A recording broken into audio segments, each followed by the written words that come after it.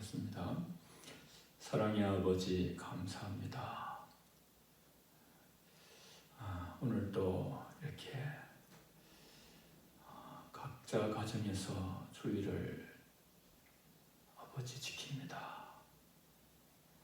모인 처소마다 성령께서 임재하시고 오늘 말씀을 통해서 함께 은혜를 나눕니다. 우리 모든 영혼 가족들 심령 가운데 성령 하나님 임재하시고 우리의 모든 예배를 통하여 영광을 받아주시옵소서. 예수님 이름으로 기도하옵나이다. 아멘.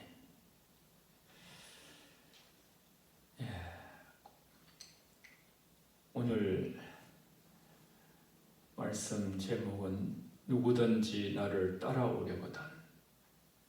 마태복음 16장 13절에서 25절 예수님께서 고난을 당하시기 전에 제자들을 사랑하시며 말씀하신 그 내용입니다. 코로나19 사태의 일로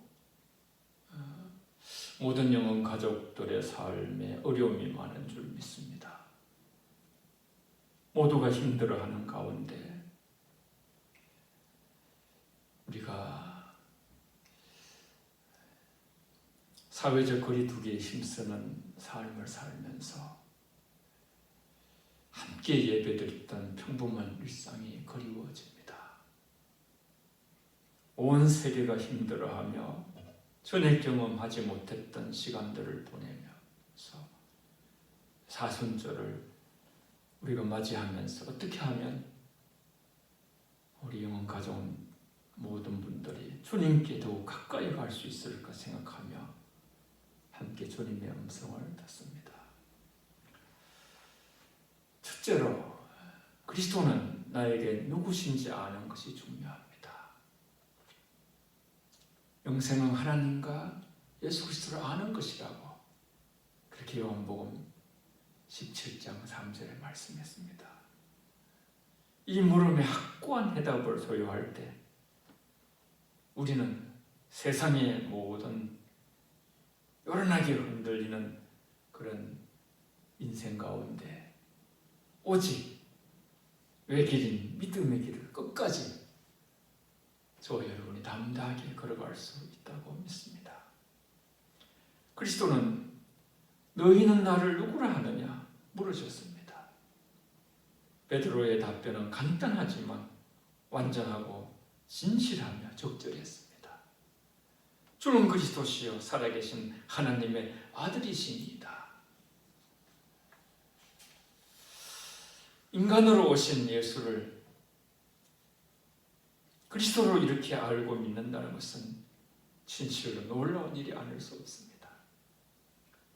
우리도 베풀어 주신 믿음으로 그리스도께 나아가서 주 예수여, 주는 그리스도시요 살아계신 하나님의 아들이십니다 라고 고백해야 합니다. 예수님을 그렇게 고백할 수 있는 것은 우리의 능력이 아닙니다. 그것을 우리는 오늘 성경을 통해서 배웁니다. 성령님의 능력이며 우리가 그렇게 고백하고 믿을 수 있도록 하나님께서 역사하신 것입니다.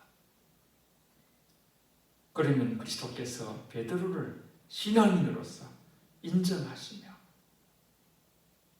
그 고백을 듣고 매우 기뻐하셨던 것처럼 우리의 고백을 들으시고 기뻐하실 것입니다. 베드로가 이 진리에 대한 지식을 어디로부터 받았는지 주님이 가르쳐 주신 것처럼 이런 진리를 믿는다는 것은 하나님께서 가르쳐 주신 자에게만 해당되는 진실로 복이 있는 대단한 이름을 깨닫게 되므로 우리는 더욱 감사하며 살아갈 수밖에 없다는 것을 깊이 생각하게 됩니다. 우리는 그리스도를 올바로 알고 믿을 때 모든 행복을 얻을 수 있고 복 있는 자가 됩니다. 이를 내게 알게 하니는 혈육이 아니요 하늘에 계신 내 아버지시니라 이렇게 말씀했습니다.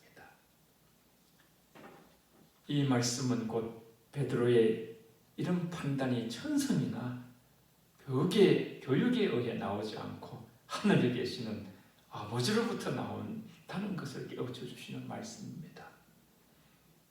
구원을 얻게 하는 믿음은 하나님의 은사이며 그런 믿음이 있는 곳은 어디서나 하나님께서 역사하십니다. 내가 복이 있도다. 이처럼 귀한 은총을 받은 자들에게 복이 있는 것입니다. 평생을 변함없이 예수님을 주로 고백하시는 모든 영혼 가족 한 분 한 분 통해 하나님 아버지께서 영광 받으실 줄 믿습니다. 둘째로 믿음의 고백 위에 그리스도의 몸인 교회가 세워졌습니다. 하나님은 그 믿음의 고백 위에 그리스도의 몸된 교회를 세우시고 음부의 권세가 무너뜨리지 못하도록 삼위 하나님께서 친히 합력하시고 때론 천군 천사를 보내시어 성전된 우리 몸을 친히 영원토록 지키십니다. 할렐루야. 그리스도의 교회는 세상에서 부름을 받고 세상과 구별되었으며 그리스도에게 헌신한 그런 사람들의 모임으로 제약된 세상으로부터 불리워져서 구원받은 백성들의 무리로 한 영혼이 천하보다 존귀하며 세상에 살지만 이 세상에 속하지 않고 하나님께서 나서 예수님께 속해 있는 자들이 바로 저와 여러분이 되는 것입니다. 교회를 세우시고 만드신 분은 그리스도 자신입니다. 내가 내 교회를 세우리라. 너희는 하나님의 건축물이니라. 그리고 건축은 점진적으로 완성되는 작업입니다. 교회는 이 세상에서 건축되고 있는 집과 같습니다. 그래서 두렵고 떨림으로 너희 구원을 이루라고 빌립보서 2장 12절에 말씀하시며 13절에는 우리 마음에 소원을 두고 행하시는 이는 하나님이시라고 우리에게 그렇게 말씀하시고 가르치고 있습니다. 우리에게 위로를 주시는 것은 하나님의 지혜와 권능을 지닌 그리스도께서 교회를 세우셨다는 사실입니다. 교회는 바로 이와 같은 반석 위에 세워졌습니다. 건축가가 세운다 해도 기초가 썩으면 그 건물은 제대로 서지 못할 것인데 반해서 믿는 자들 한 사람 한 사람은 반석 대신 예수님 위에, 말씀 위에, 그 신앙의 고백 위에 세워졌습니다. 이 반석은 어떤 경우에도 손상되지 않으며 건축물의 무게로 인하여 가라앉지 않고 확고하고 강하며 영원한 기초가 됩니다. 그리스도는 폭풍이 불어올 것을 아시기 때문에 모래 위에 자기 집을 지으려 하지 않으시고 그 반석 위에 지어주셨습니다. 그래서 음부의 권세가 이기지 못합니다. 천지는 없어져도 주님께서는 영원히 서게 됩니다. 저와 여러분 안에 착한 일을 시작하신 이가 그리스도의 예수의 날까지 모든 것을 완성해 가실 것을 빌립보서 1장 6절에 말씀하셨습니다. 그들 될 줄 믿습니다. 셋째로 그리스도인의 피할 수 없는 필수 전공 과목을 말씀하시고 따라오라고 하십니다. 대학에 가면 우리가 선택 과목이 있고 필수 과목이 있습니다. 무엇을 우리가 할 때에 선택을 이렇게 하는 것은 안 해도 되지만 필수는 반드시 해야만 합니다. 먼저 자신의 고난을 예언하십니다. 암시를 주셨지만 지금까지 이제 그 고난을 아주 분명하게 말씀하심으로써 자기 고난 받으실 것을 보이기 시작하셨습니다. 자기 백성들에게 점진적으로 자신의 마음을 드러내십니다. 제자들이 그리스도에 대한 완전한 신앙 고백을 했으며 또 그리스도께서 그들이 하나의 진리에 대해 알고 있다는 것을 발견하셨을 때 이때로부터 그는 그들에게 또 다른 진리를 가르쳐 주십니다. 그래서 주는 그리스도시요 살아계신 하나님의 아들이십니다. 마태복음 16장 16절의 이 고백이 그렇게 중요합니다. 여러분 때론 기도가 잘 안 될 때에도 주는 그리스도십니다. 살아계신 하나님의 아들이십니다. 선포하고 고백하면 기도에 힘을 얻습니다. 그들이 그리스도는 하나님의 아들이시라는 신앙을 확고히 기초를 두고 그 위에 주님을 따르는 데 선택이 아닌 필수를 가르쳐 주십니다. 그리스도는 자기 자신의 고난에 관한 예언을 하십니다. 고난을 가할 대상도 말씀하시고 고난 당하실 장소도 말씀하십니다. 이스라엘의 수도인 거룩한 성 예루살렘에 올라가 그곳에서 인간의 죄를 도말하시기 위하여 한목제물로 죽으셔야 함을 말씀하십니다. 그렇게 예언하신 대로 그리스도께서는 가장 혹독하게 핍박을 당하셨습니다. 많은 고난을 받고 죽임을 당하셨습니다. 그리스도가 갖가지 무수한 방법으로 가혹하게 당하신 많은 고난을 통하여 그의 원수들의 지칠 줄 모르는 해악 앞에 그리스도의 굽히지 않는 인내심을 보여주시며 죄인된 우리들을 위하여 죄 없으신 분께서 모든 것을 지시고 저와 여러분을 위해 대속제물로 속량하시고자 대신 죽으신 것입니다. 그리스도께서 당하시는 모든 고난으로부터 영혼을 구원하는 놀라운 결과가 생김을 주님은 아셨습니다. 이사야 53장에 내가 죄인을 위하여 그 고난을 칠 때에 생명의 씨를 보신다고 예언하셨습니다. 디모데후서 2장 12절에는 참으면 또한 함께 왕노릇할 것이요 그가 당하실 고난들을 분명하고 확실하게 예견하셨으며 제자들에게 자신을 따라오라고 말씀하십니다. 하나님의 도우심으로 칭찬을 들었다가도 금세 책망을 받기도 한 실족한 베드로를 포함한 모든 제자들과 우리 모두에게 생명적인 말씀을 전하시고 계십니다. 아무든지 나를 따라오려거든 누구든지 나를 따라오려거든 신중하게 선택하고 기쁜 마음으로 결심하라는 것입니다. 그 내용이 자기를 부인하라는 말씀입니다. 나는 아닙니다. 주님이십니다. 보이지 않는 바이러스에도 연약한 인간은 모든 인간의 생사복이 하나님께 달려있다는 것을 깨닫기를 원하시는 하나님의 마음을 보게 됩니다. 예수 그리스도를 따르는 모든 자들은 자신을 부인해야만 합니다. 그것이 그리스도의 문화에 들어갈 수 있는 근본적인 원칙입니다. 첫 단추입니다. 그것은 좁은 문일 뿐 아니라 협착한 길이기도 한 것입니다.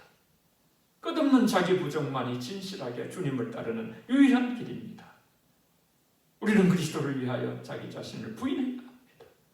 그리고 우리는 우리 자신을 위하여 우리 자신을 부인해야 합니다. 날마다 정과 욕심을 십자가에 못 박는 영혼 공동체 되기를 축복합니다. 로마서 8장 13절에 우리의 지체를 주님의 살리라 그랬습니다. 육신의 생각은 사망이요 영의 생각은 생명과 평안이라고 말씀하십니다. 심은 대로 거둡니다. 그리고 우리는 자기 십자가를 지야만 합니다. 끝없는 자기 부정, 자기 십자가는 죽어야 됩니다. 사도 바울은 고린도전서 15장 31절에 그 부활장 중심에 나는 날마다 죽노라. 이것이 나의 자랑이다. 그리스도의 능력에 머무르게 하기 위하여 자기 약한 것을 자랑하면서 날마다 죽음으로 날마다 사는 역사가 바울 사도에게 있었습니다.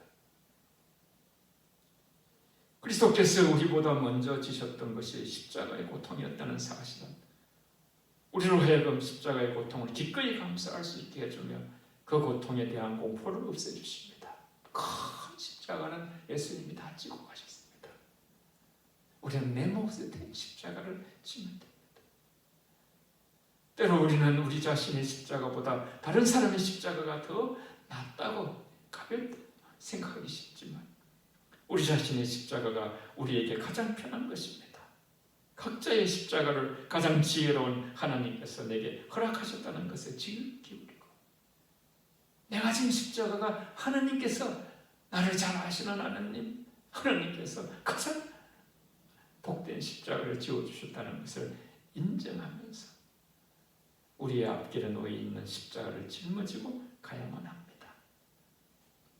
누구든지 제 목숨을 구원코자 하면 잃을 것이요 그리스도를 시인함으로 말미암아 기꺼이 제 목숨을 잃으면 찾으리라. 우리 앞에는 생명과 죽음, 선과 악, 축복과 저주가 놓여 있습니다. 이 세상에서 누구든지 나를 위하여 제 목숨을 잃으면 더 좋은 것을 찾으리라. 비록 많은 사람들이 그리스도를 위하여 목숨까지 잃었지만 종국에는 그리스도로 말미암아 어느 누구도 절대로 손해를 보게 되지 않을 것이라는 진리입니다. 그리스도 목숨이 위태롭다고 생각하는 대신 목숨을 찾을 것이라는 확신을 가졌기 때문에 죽음의 공포를 극복하고 처형대에서도 웃으면서 위태로운 상황에서도 십자가 신앙, 부활 신앙을 믿고 하나님을 찬양할 수 있었던 것입니다. 갈라디아서 2장 20절에 그런즉 이제는 내가 사는 것이 아니요 오직 내 안에서 그리스도께서 사신 것이라. 할렐루야. 죽어도 다시 사는 주님 따르시며 선택이 아닌 필수 과목인 십자가 신앙의 관문을 모두 통과하시며 끝까지 놀라우신 주님을 기쁨으로 믿음으로 따르시는 우리 영혼 가족 되시길 주님의 이름으로 축복합니다. 제가 기도하고 주기도를 마치겠습니다. 그 후에 이렇게 여러분께서 같이 합심기도도 하시고 이렇게 해주시면 감사하겠습니다. 하나님 아버지, 우리 영혼 가족들 한 분 한 분 예외 없이 모두 주님을 따르게 하시고 그러기 위해 날마다 정과 욕심을 십자가에 못 박고 이 사순절에 골고다 언덕 주님을 바라보며 잘 죽어서 겸손한 심령으로 날마다 살아 그 구별된 삶을 통하여 하나님께 영광 돌리게 하여 주시옵소서. 코로나19의 사태도 하나님 어느 날인가 지나가게 될 줄 믿습니다. 우리가 더욱더 겸손해지게 하시고 생사화복이 주님께 있다는 것을 기억하며 더 고통받고 힘든 자들을 위하여 저희들이 함께 기도하고 함께 모여서 예배드릴 날을 함께 기도하면서 정과 욕심을 오늘도 십자가에 못 박고 주의 영광을 위해서 살아가게 하여 주시옵소서. 예수님 이름으로 기도합니다. 아멘. 하늘에 계신 우리 아버지, 아버지의 이름을 거룩하게 하시며 아버지의 나라가 오게 하시며 아버지의 뜻이 하늘에서 같이 땅에서도 이루어지게 하소서. 오늘 우리에게 일용할 양식을 주시고 우리가 우리에게 잘못한 사람을 용서하여 준 같이 우리 죄를 용서하여 주시고 우리를 시험에 빠지지 않게 하시고 악에서 구하소서. 나라와 권능과 영광이 영원히 아버지의 것입니다. 아멘.